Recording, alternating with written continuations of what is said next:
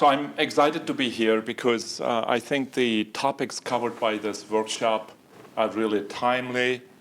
Some of the really important problems in turning quantum computing from a theoretical curiosity that it was to a practical application. I think there are still hurdles to be overcome, not just hardware, but also in the way of thinking. And so this workshop really puts it in very eloquently, as stated by Xiaodi.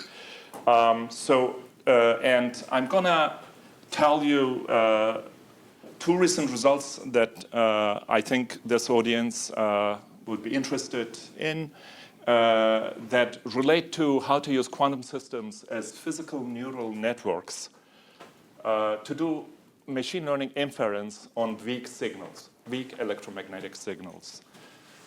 These two results, first of them is in this paper here.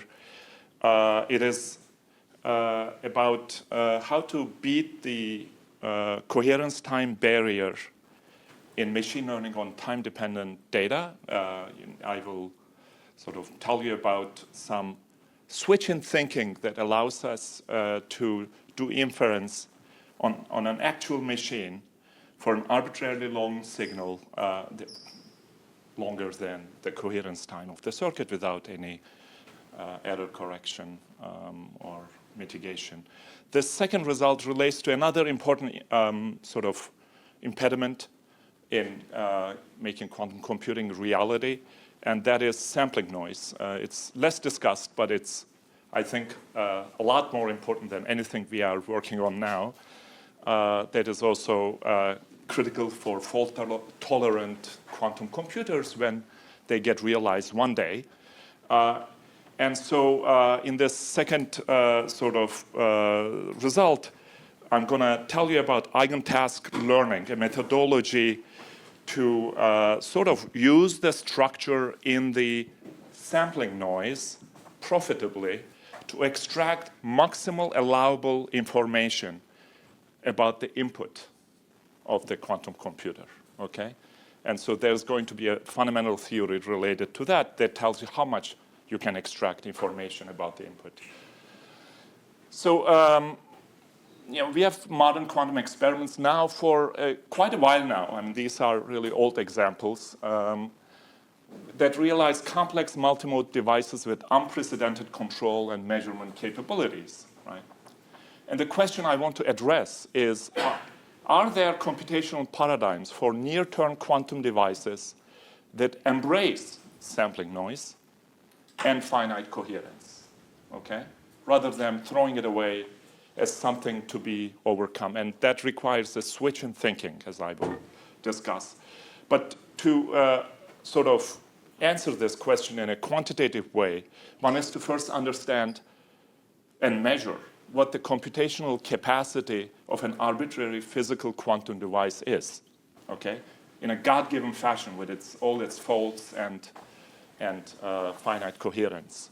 And so for that, one requires really a metric that tells you, well, this physical device can do this computation.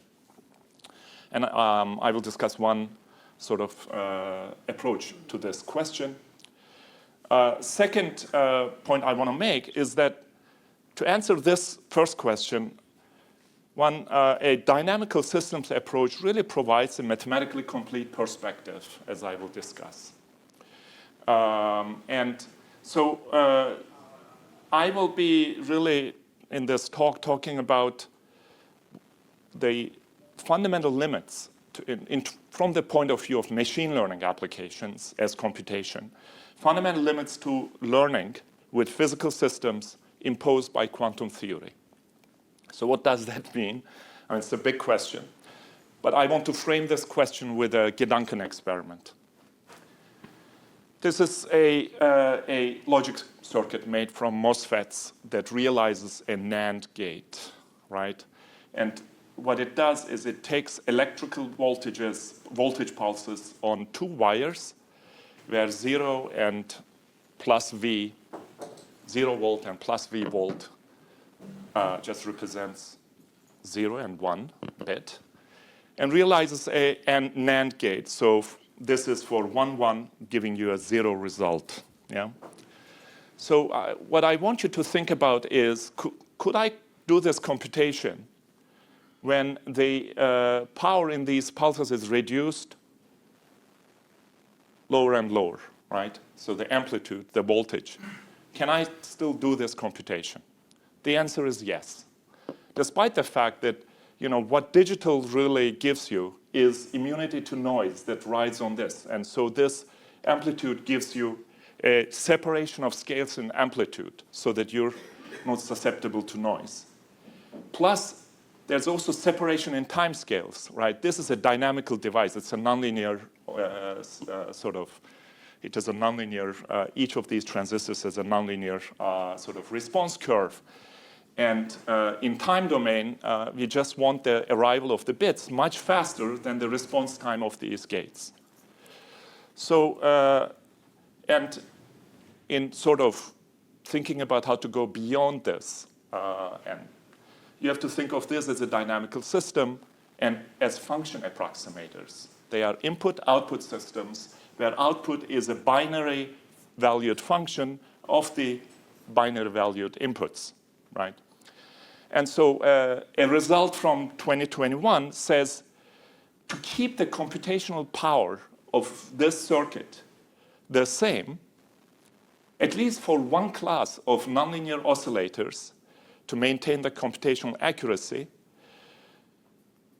you require increasing the nonlinearity of this oscillator if you operate with AC voltages.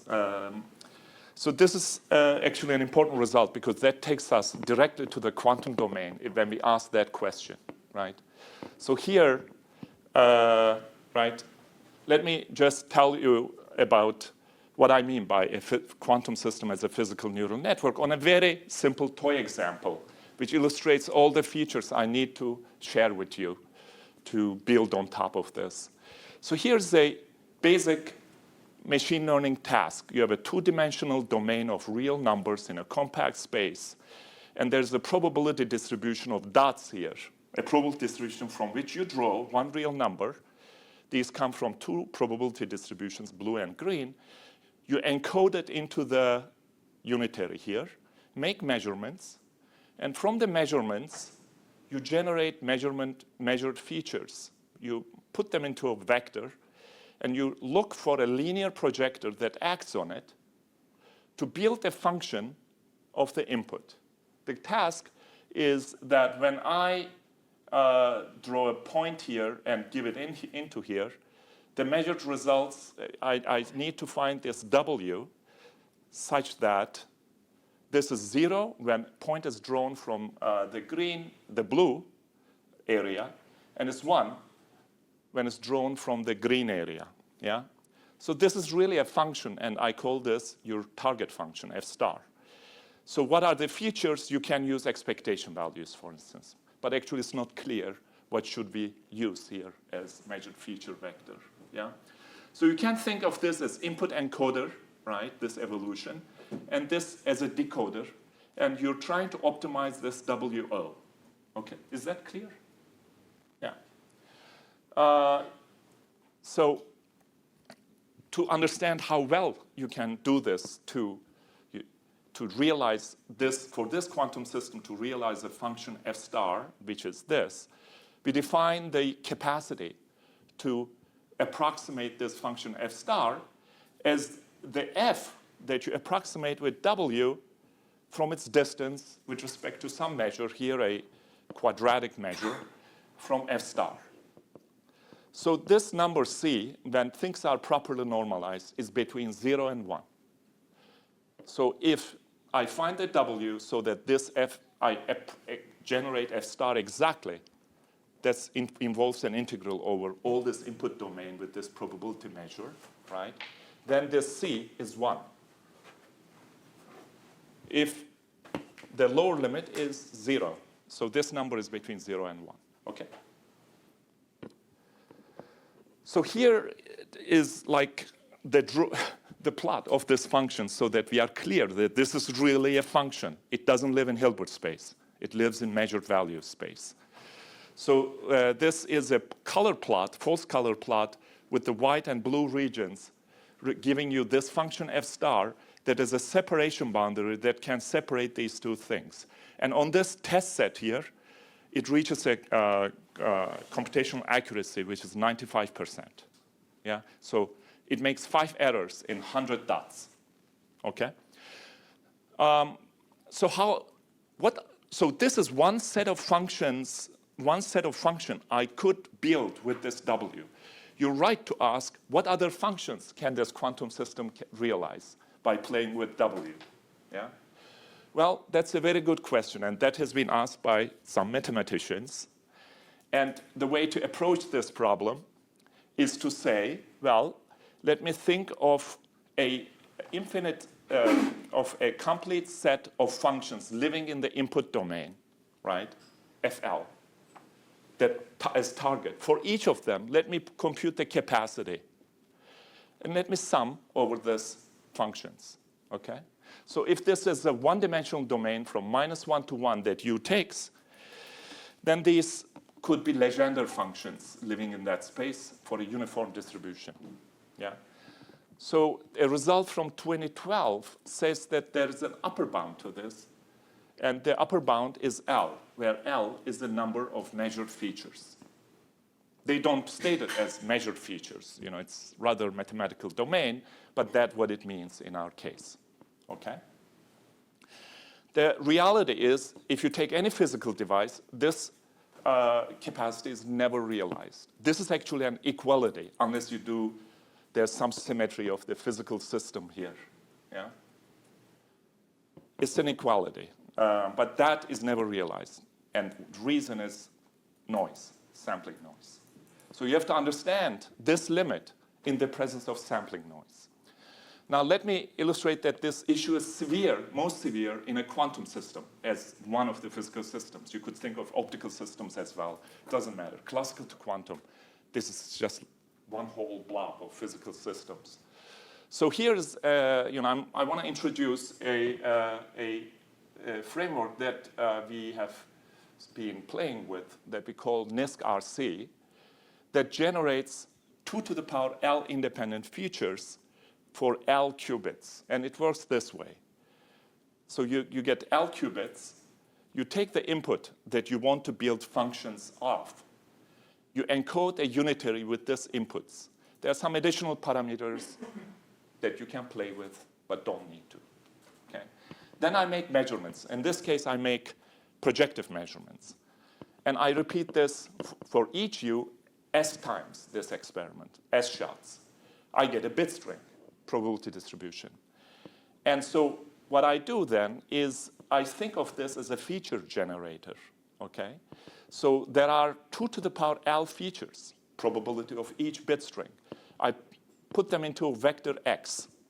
And then I find the optimal W that gives me the function I desire, okay?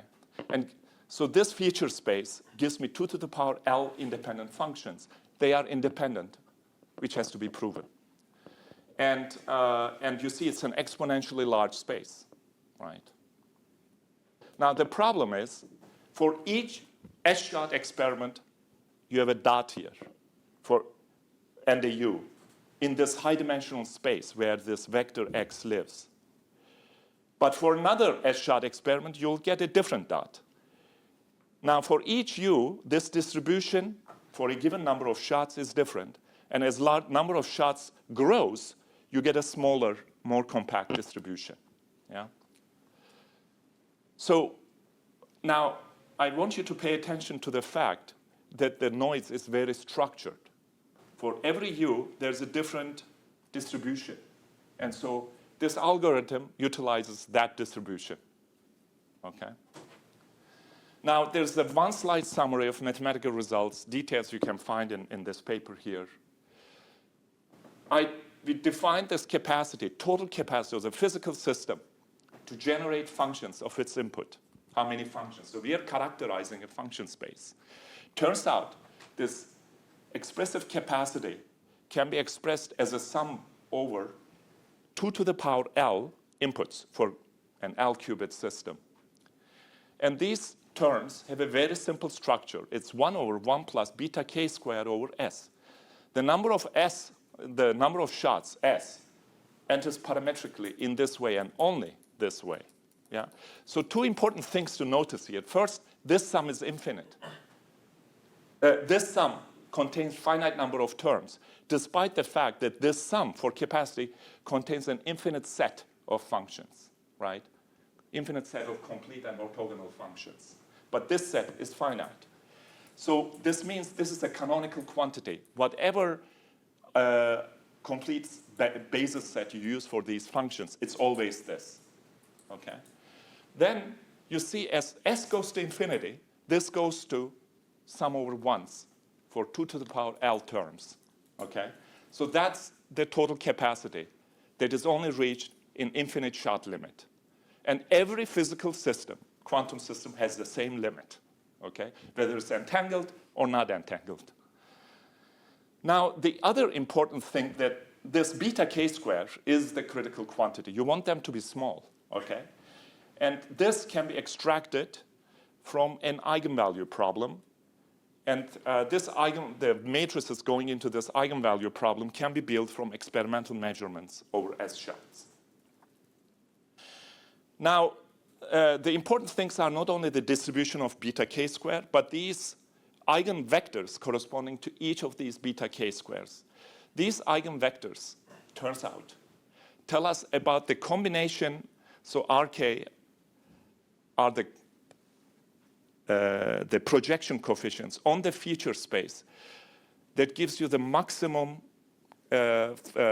maximally highest signal-to-noise ratio realization of a function. So it tells me what functions can my physical system, quantum system, realize with maximal accuracy. Okay, these are canonical. I won't go into the mathematical sort of rationalization of this result, but I want to just show you how it works. So, so here's, and I want to show how this works with a very simple example, toy example, that we realize in an experiment. This is an experiment. Yeah. So what we have is a 6-qubit system, one of the processors of IBM.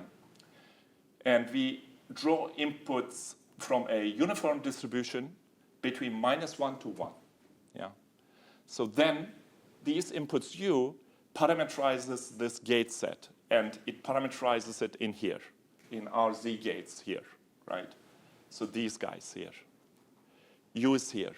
And there are some additional parameters which we just leave as they are.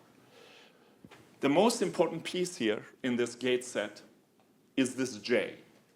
This J creates entanglement or correlations between in this space. Yeah. So if I take J equals 0, this is actually a product circuit. Yeah. So what we do is then we put a U. For each U, we find, for instance, each of these features. This feature that I'm plotting is the probability to obtain the bit string 00000. And as a function of U, it creates an interesting function. Yeah? And this blue curve is the experimentally found functions for 2 to the power 16 shots. So 16,384 shots. Yeah?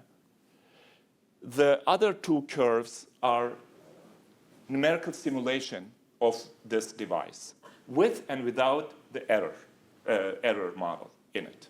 So what we see is these are quite close. And what I will show is that these devices are limited by shots, not by errors, circuit errors, okay? So then we estimate these two matrices, calculate these beta k-square and the total capacity. And these eigentasks, these special functions, are plotted here. This plot shows there are 64 eigentasks, special functions of this circuit, because there are 6 qubits. And we plot every 4 of them. And you see this one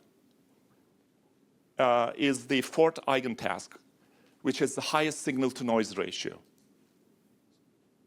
Whereas as you go higher in beta k square, and turns out beta k square, or S, is exactly the signal-to-noise ratio. Yeah? Yes. No, it's inverse signal-to-noise ratio. It's 1 over SNR. We call it NSR.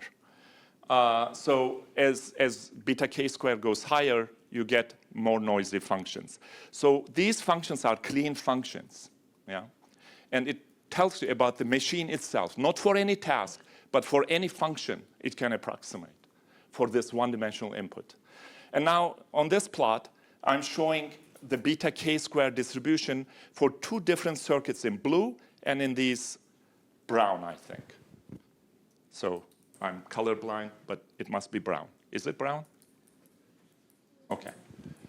So what you see beta k square, there are 64 beta k square, and they logarithmically plot it, and they are sort of flat in this section, and then go up like that. And so this is very typical. Any circuit has this type of profile. And so we can calculate then total capacity by summing over these guys. And this is shown here as a function of number of shots. For 2 circuits, you see the capacity is going up as we increase the number of shots. But at the maximum available shots, I still didn't reach my maximal capacity that is reachable, which is 64, 2 to the power 6. Okay? So the other lines are just numerical simulations. Things are in control. That's what it indicates. Okay. There are a lot to read here and a lot to understand how to characterize a physical device by looking at these profiles. So finally, let me just show you how this is very helpful in understanding what entanglement buys you. I'm plotting here, in this plot, the total capacity of this physical system as a function of the coupling strength J as a parameter. J, remember, is the only thing that creates entanglement in this circuit. As a function of J, my total capacity increases, then decreases again, increases, decreases again. This is for generally a spin system, this is the case. And the value of J at which the capacity is maximal is the J that turns out to create a critical physical system at the verge of criticality. Because the trotterized circuit that we are using is a trotterization of a transverse spin Ising model. And this J is the point at which J is equal to the transverse magnetic field, close to that. So that's one way to say, how should I sort of design this circuit? Yeah, I won't get into this because there's some other result that I want to share. But this is interesting. The other interesting thing I want to maybe share with you is this graph here, where we show the resolvable expressive capacity as a function of number of shots for a product circuit and for a correlated circuit, where J is non-zero. So you see, they both, as number of shots increases to infinity, they both reach an asymptote. But what entanglement buys you is that it gives you a lot more capacity for finite shots, okay? And we can understand by looking at eigentasks why. It's because this is the eigentask of a correlated system. This is an eigentask for a product system. And you see that functions are no more complicated in an entanglement-bearing system than the product circuit. But what happens is that the one with entanglement is much more robust to noise, and has the transition to noisy features occurs much later than the product circuit. Okay. So finally, yeah, I think I will not dwell on this. You can do learning in this eigentask feature space, and turns out this type of learning gives you a very strong generalization in terms of machine learning. So if you're interested in these results, they are all tucked in here. So, but now in the second part of my talk, I want to come to the issue of coherence time. Okay, so let me discuss a machine learning task from a typical signal processing task, which is called channel equalization. You have a tower, let's say a cell tower, that sends a message encoded in each symbol here, which can take 4 levels. Okay, so this is a, I don't know, 100 cis symbol message. This message goes through a distorting channel and arrives on the other side at the receiver, a little distorted.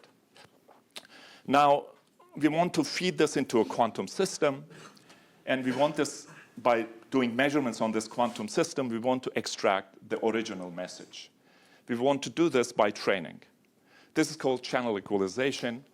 And what you're trying to do is, in this case, we do this synthetically. We take the message M, distort it with the kernel G, pass it through a nonlinear function f, which in this case is a third-order polynomial, and add some additive noise to it. And so you want this guy to take the inverse function here, but that's not enough. It can't do it perfectly because of this Gaussian noise.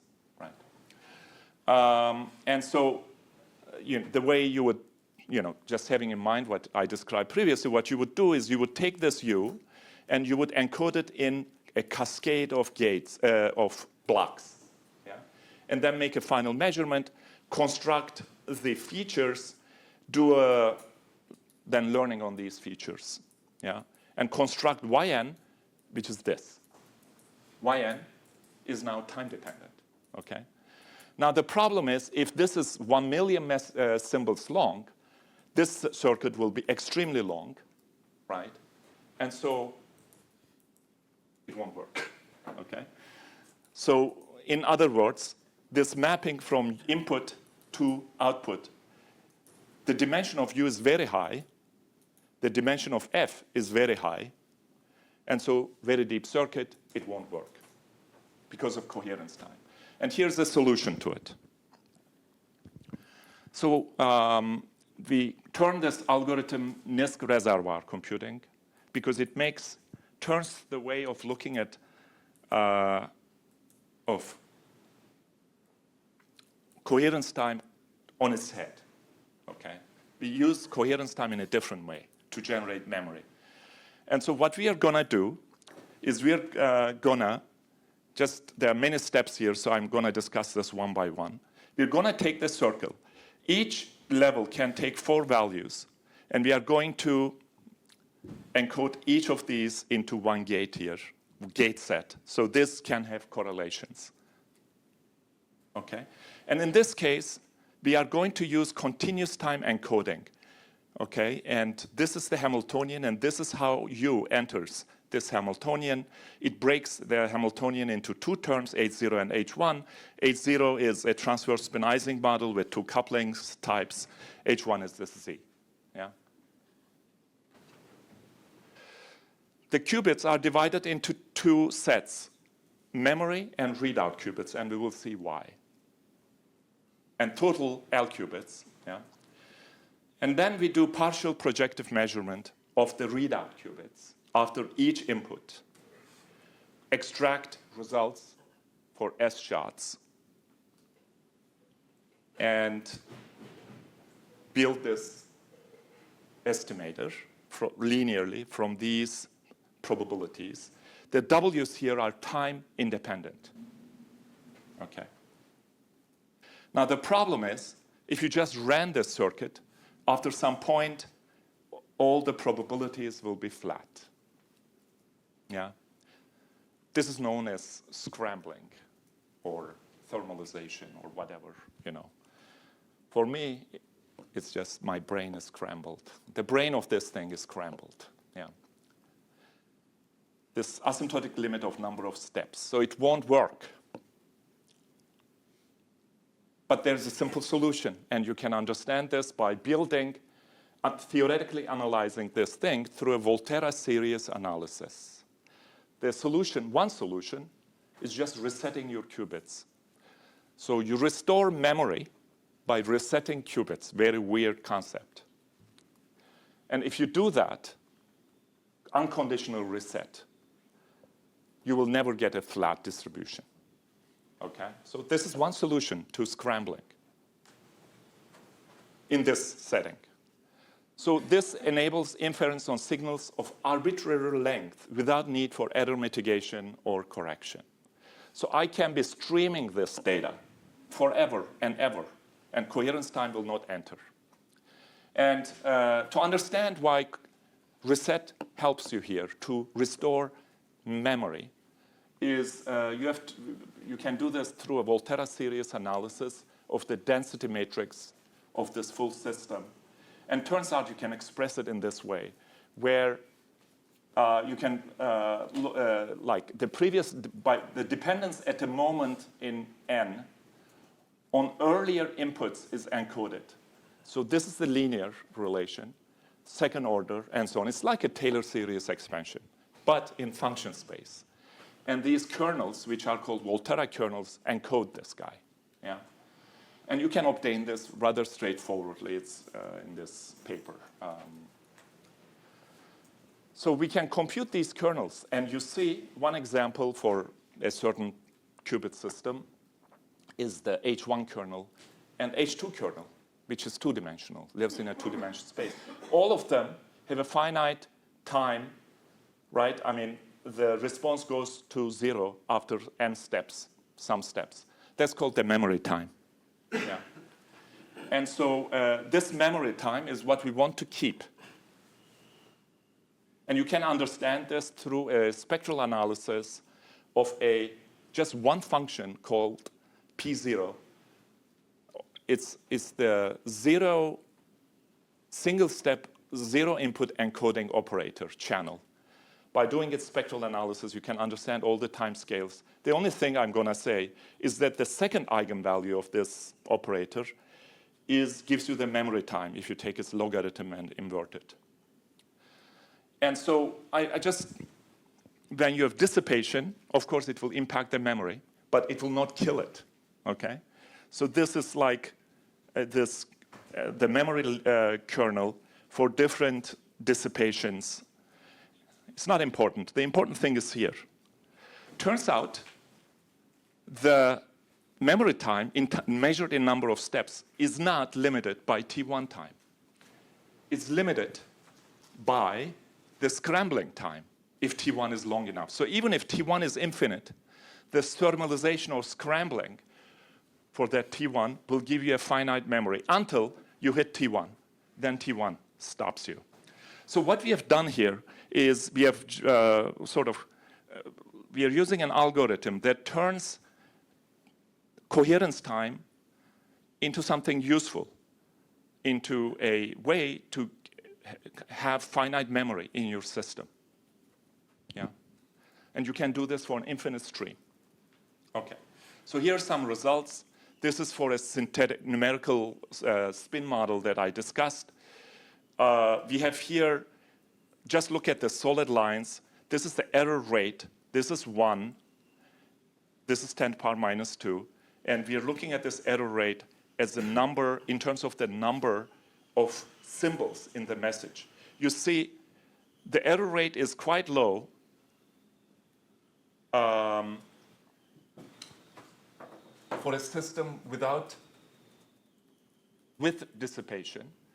This blue curve is without dissipation, right? It's pretty close, and it's constant. It doesn't depend on the number of symbols in the message. 5,000, this is 5,000 T1s, okay? Now, if you don't do reset, this is what you get. It's random guessing. Random guessing is not bad. It's 25%, because there are 4 levels, okay? Reset essential. And now I want to, we wondered, is this actually, will this hold experimentally? And this is the experiment on again, God knows why, again, a 6-qubit system. And what we see as a number of shots is that the testing error rate decreases. And this is our sort of benchmark given by logistic regression on the input. And you see, as the number of shots grows, you go below this curve. And at this point where you have 2 to the power 17 shots, you have 50% less errors than logistic regression on the original data. And if we have time later, I can tell you why the quantum computer is doing a much more difficult task than a digital computer with logistic regression. And here, T1 average was 124. Obviously, these T1s are distributed widely. T2 average is 91 microseconds.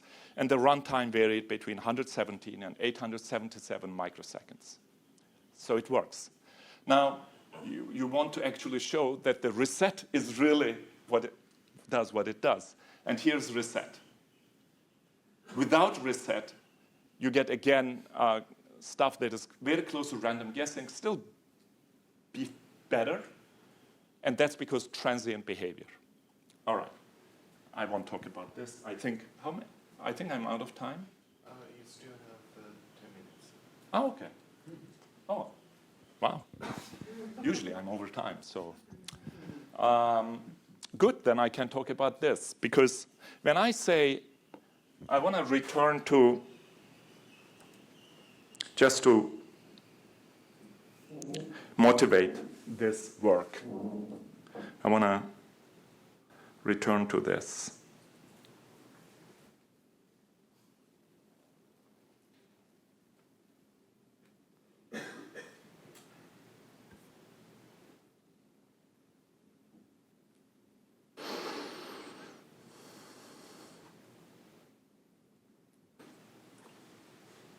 Okay. So I told you about weak signals, inference on weak signals. Now, when I say I draw a point from here, U1, U2, and I put it into the quantum computer, the way it's encoded into the system is that despite the fact this basically doesn't have a meaning, the critical thing is how do you encode it into the native domain of the physical system. In a gate-based quantum computer, in a superconducting circuit quantum computer, for instance, these U's are actually implemented at gate level, right? So this input essentially tells me the amplitude of the pulse that gets down to one of the qubits and makes it rotate by pi, or some half pi over 2. So that U is 1 photon worth, ultimately, right? Because what you do is you generate this pulse with this amplitude in the arbitrary wave generator is damped, attenuated by 60, 70 decibel by the time it comes to the chip. And when it hits the chip, it exchanges 1 photon, that pulse, and your qubit rotates, right? And so we are here at the physical limit of computing. So that's why quantum computing is interesting, because we are really looking at fundamental limit of computing, right? How do you do computing? How do you build functions with pulses of the order of 1 photon? It can't get less, okay? So now, I think it's quicker this way, get here. Now, when we do this experiment, right, these guys are encoded now on 1 photon pulses, yeah? And we do this in a very artificial way. We attenuate the original signal, 60, 70 decibel. And so when I do logistic regression to compare on a digital computer, I'm making logistic regression on this guy, which is real numbers that I can represent on my digital computer, okay? So the channel here, if you include this channel, is actually much worse for the quantum computer. It's 60, 70 decibel less than what I put on a classical computer, okay? So then, we think a very powerful application for a quantum machine learning system is classifying signals, weak signals, that emanate from another quantum system. Okay? Because that's what we do when we do readout. Yeah? We measure, try to sort of make estimation from very weak voltages that come up to room temperature, and to say this qubit is up or this qubit is down, right? Because we like digital computing. So here's a scheme for doing classification, quantum state classification, in a practical device. We have a quantum system that needs to be collocated in the same fridge with the processor, another quantum system. Okay? So this guy will act like an analyzer. This guy will generate the signals which will be coming towards it. Yeah? So to put it to test, this idea, what we are going to do is, these are just nonlinear oscillators. These are from this paper. We generate, in this coupled nonlinear oscillator system, two different states. And they are sort of quantified by this tomographic sort of distribution. The only difference between these two guys is that if I had cut it here and made measurements on these two wires and looked at the inputs, they would correspond to joint quadratures, so to linearly combine these guys, which have orthogonal axes of squeezing. Yeah. Now, you see, when I have a dot here, I cannot classify it, either this or that. That's the problem. And so it's a very difficult task for tomography. What we are trying to do is, these wires carry signals whose time average is same. The only thing is their variance and covariance. Okay? And what we do is we let them be taken by another reservoir computer or reservoir processor, and then we measure the four-dimensional heterodyne quadrature space of this guy and learn the weights that we have to apply on each of those four quadratures to classify these two states. So here is the result if the coupling between these two oscillators in this neural processor was not there. They would end up having the same distribution on top of each other. I cannot distinguish them. So any point, whether orange or blue, right, they lie on the same sort of area. But when I turn on the coupling, no. When I turn on the nonlinearity, okay, first I make them linear oscillators, I get this. Then I introduce the nonlinearity, I'm able to separate them. And this separation is maximal when the coupling between them generates an entanglement that is non-zero. So this is the best you can achieve. You've taken two distributions that classically are not separable unless you do some nonlinear processing outside. But we have turned them into stuff that is measurable.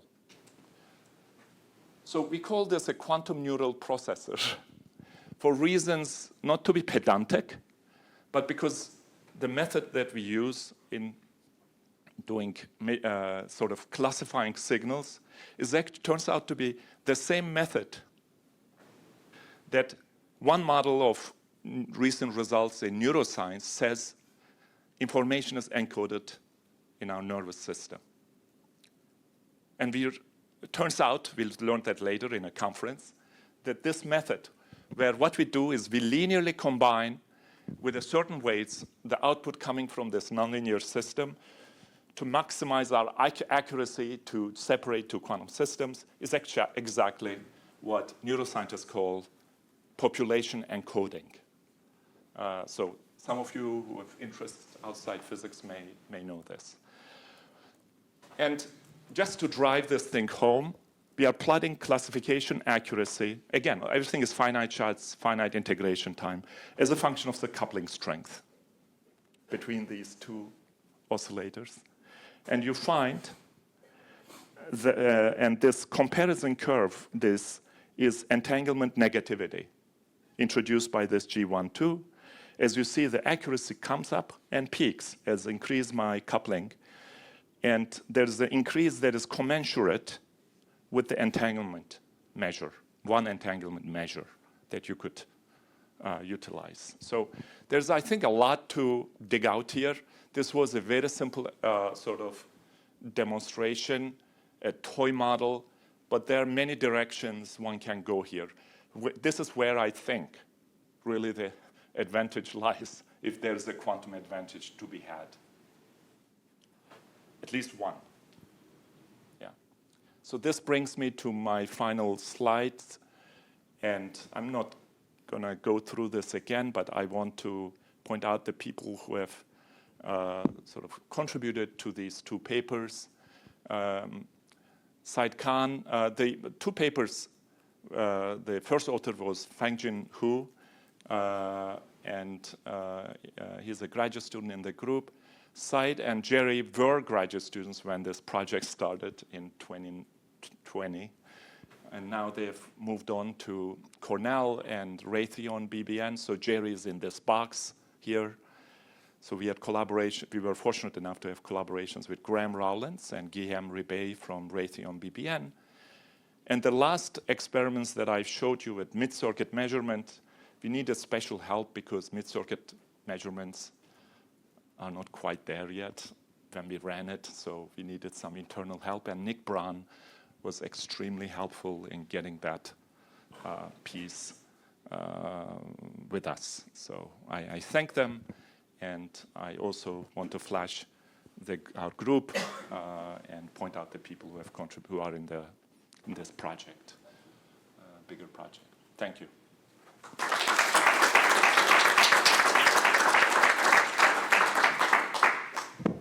Yeah, I think we can have just a few quick questions.